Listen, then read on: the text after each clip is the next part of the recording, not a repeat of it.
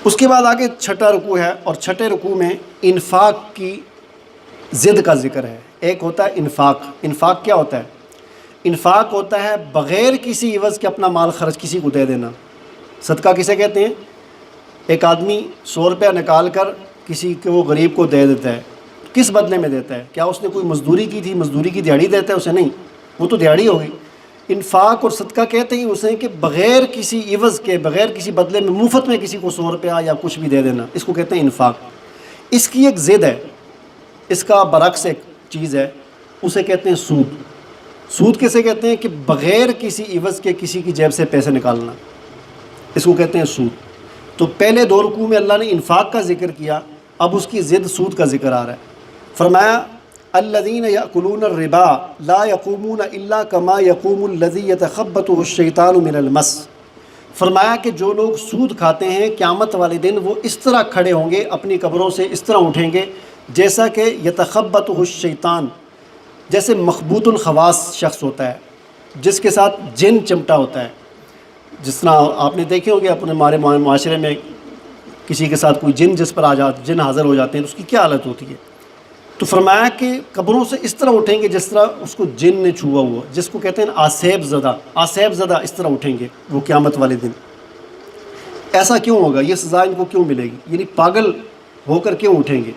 اس لیے اٹھیں گے ذالک بانہم قالوا انما البیع مثل الربا، یہ اس لیے کہ یہ دنیا میں کہا کرتے تھے کہ کاروبار بھی سود کی طرح ہی ہے، جو کاروبار ہے وہ بھی سود کی طرح ہے۔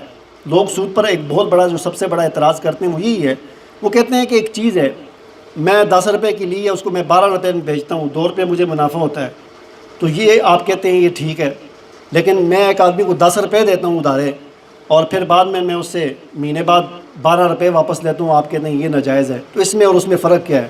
وہ کاروبار ہے، یہ بھی کاروبار ہے، وہاں پر ایک چیز آدمی بیچتا ہے تو یہاں پر گویا کہ میں نے اپنے پیسے بیچے، تو یہ اعتراض کیا جاتا ہے۔ تو اللہ تعالیٰ فرماتے ہیں کہ یہ حالت اس کی قیامت والے دن اس لیے ہوگی کہ وہ دنیا میں اس طرح کی باتیں کیا کرتا تھا، وہ کاروبار پر اس طرح کے اعتراض کیا کرتا تھا۔